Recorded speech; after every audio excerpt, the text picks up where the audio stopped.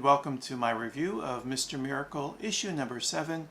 No title, but we call it the baby issue. It received a score of 9.3 on Comic Book Roundup from critics and a score of 9.1 on Comic Book Roundup from users. This is the plot summary courtesy of Comic Book Roundup. Mr. Miracle and Big Barda are in a panic. The war with Apocalypse isn't going well, and it's Barda's turn to have her past come crashing back into her present as the female Furies appear on the scene with blood on their minds. Not really. There's the references they make that they will kill scot-free outside of the hospital, but it's not like they go there. It's not a typical superhero issue. This is not a typical superhero comic where the heroes have a wedding and the villains come crashing in. Or in this case, the heroes have a baby and the villains come crashing in. They just turn up because they are happy, they're joyful with the birth of a baby. So definitely played against expectation. Now, as I began doing last review, I want to discuss the comments from a critic about this issue.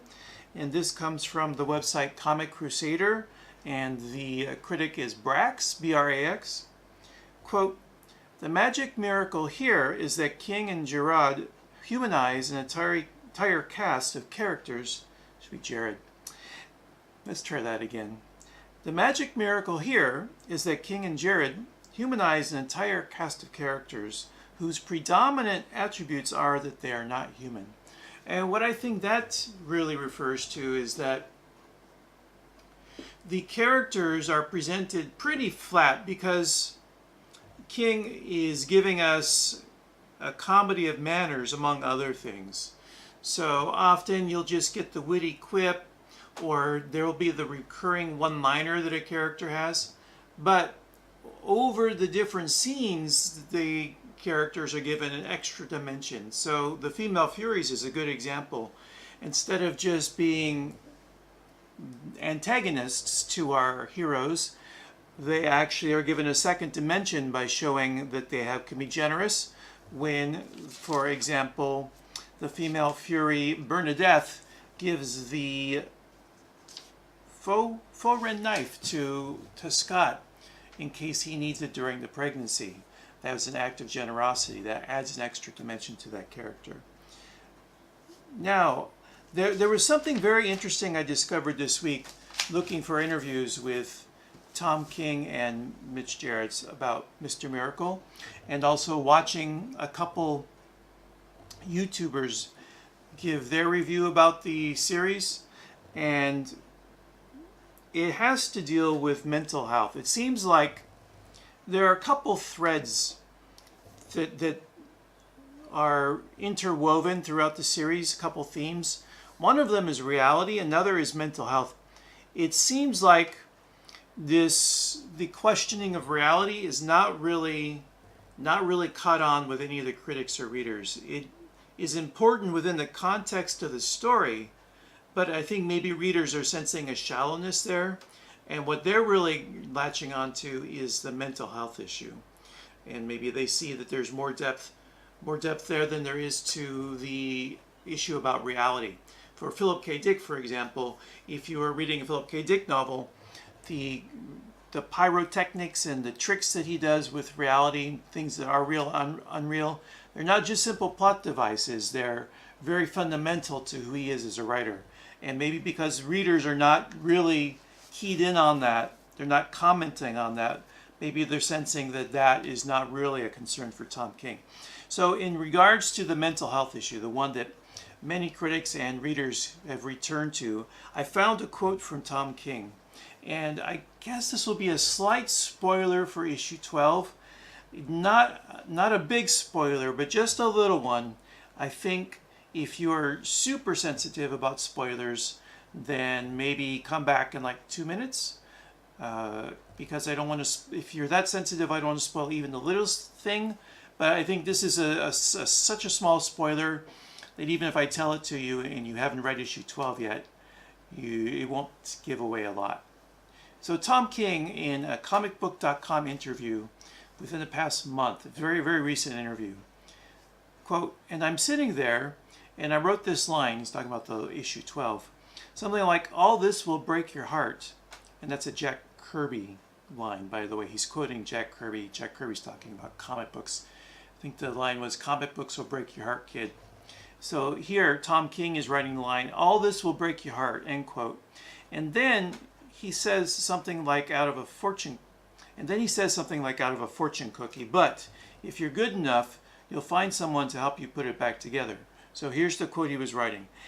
All this will break your heart, but if you're good enough, you'll find someone to help you put it back together. So we've made no reference to who says that in issue 12. So that's why I think it's a light spoiler. There's no context to that.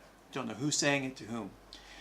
Then Tom King continues. So I was like, if someone comes to this book and they're like, I have trauma in my life, and I put one, and this means Tom King. Tom King puts one line in there to be, if you've gone through some shit, live another day and find someone to help you.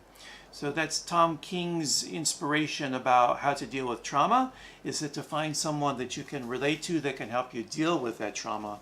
And that made its way into Mr. Miracle. Now, to talk about the writing specifically of issue number 7, I thought that the pacing was superb, and the mixing of different tones. They're very different tones. We get a couple different stories. We get the birth of a baby, and it's told in a way that anyone could relate to it. We get the story of a rivalry between Scott and Big Barda and the Female Furies. We get the dilemma to find a name for the child. We get the challenge of giving birth to a new god on Earth. So a lot of different levels, some of them fantastical and some of them are quite realistic. And I thought that Tom King was very deft at finding the tension point of the scene and then intercutting with a different theme. He does that very well. So the naming of the child, every time he would raise the tension about some other issue, then Scott Free would return to, well, let's call the kid Icebreaker, because that was the name of a guy that died with a pick in his ice, with an ice pick in his eye, something like that.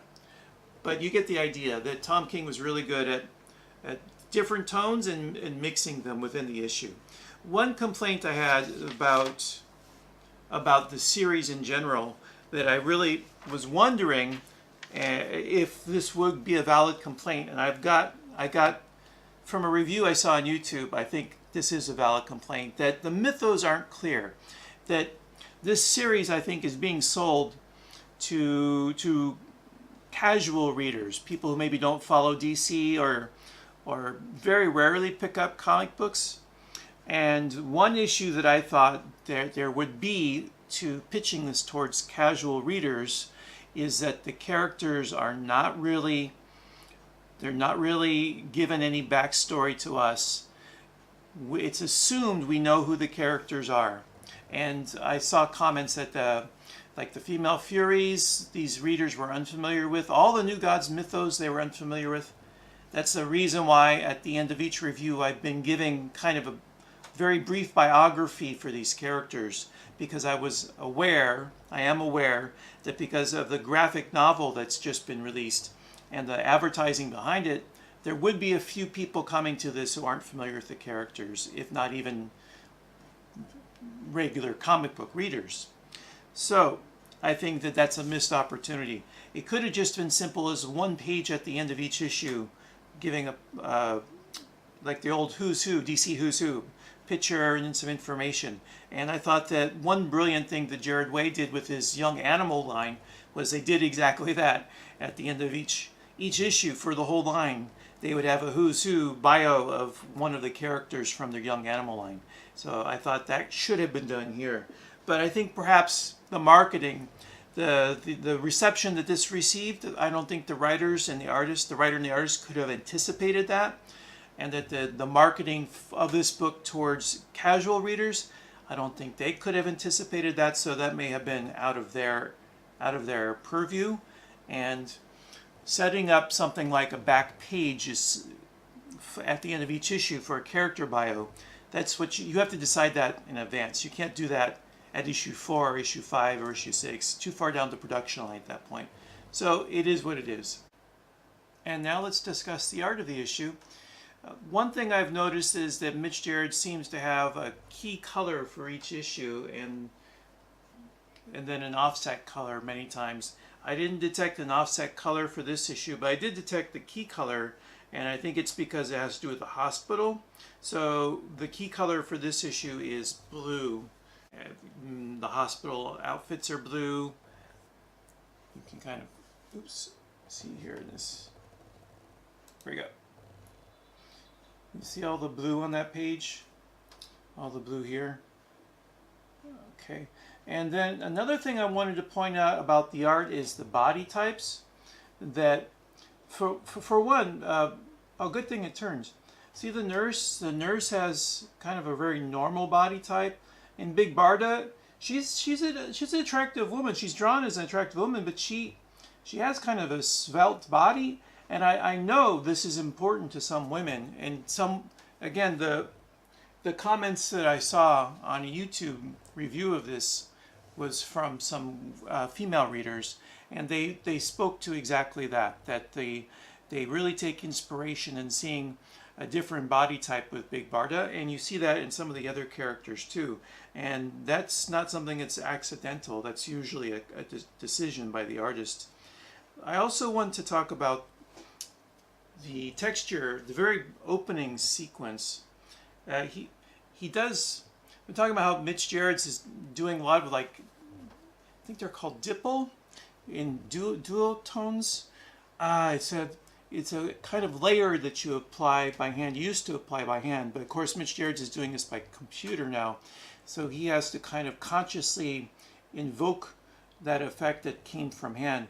But also he's using like photographed backgrounds or photocopied backgrounds. You see behind the car there, it's kind of a photocopied black and white background. And then he's placing a yellow haze in front of the characters. It's supposed to be the windshield, I believe, but it's not quite uniform. And I've spoken before how he is someone who does his art on computer, but he's very conscious of computers kind of getting a very blocky or clean look. So he tries to make his work dirty or imprecise in order to fight against what the computer does to the art. And I think there was one more page about the art. Yes. So the page where she's in labor, and Mitch Gerads details in 9 panels the growing stress of having the baby. And so you begin to see beads of sweat on her face, and then all the different poses that she's making. It's more like letting an actress do a role and then filming what she does than it is traditional comic book work, because they don't usually detail each second of an action. Comic book panels are usually done very efficiently. So you just give one panel for the whole action. The next panel is the following action. You don't usually put that much emphasis on each moment of an action. But they've been doing it before within the series, and I think it works especially well here because it's the baby issue. And by showing how much strain each second of being in labor is, it becomes relatable to many people, because it's an experience many of us have at some point. And now to get on to the character biographies. Today, because of the issue about the female Furies, I thought it would be appropriate to discuss the female Furies. And while I was doing research for the issue, I noticed earlier today that the latest edition of the DC Ultimate Character Guide was released 2 days ago. So I downloaded it just before beginning filming, and I found the page for the female Furies. I'll give you that look of that. And the artwork comes from this edition of Mr. Miracle. I'm not sure where the other You see the two, the one my fingers are next to, that comes from issue number 7. I believe the cover. I don't know where this other piece of art comes from. But I can go ahead and just read the very first paragraph. I had other material planned, but because I've got this, and this is exactly what it's intended to do, is to allow new readers to catch up to speed with the different characters of the DC Universe.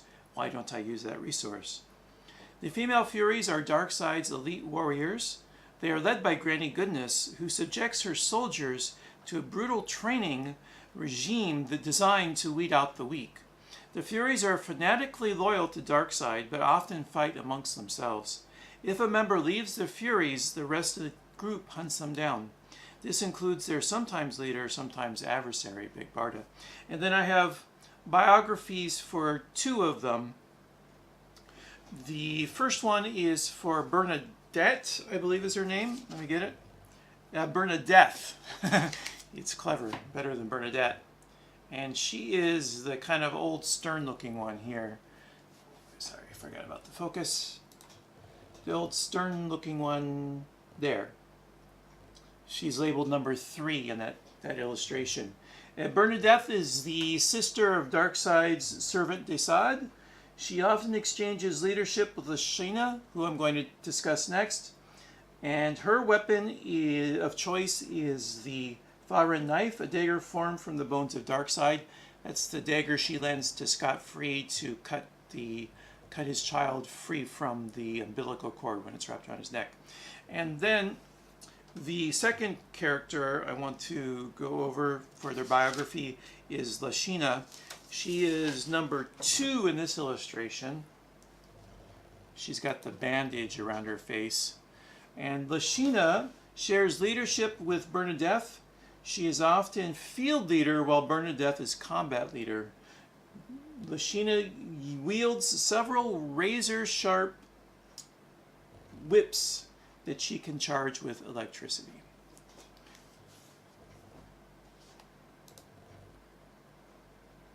Okay.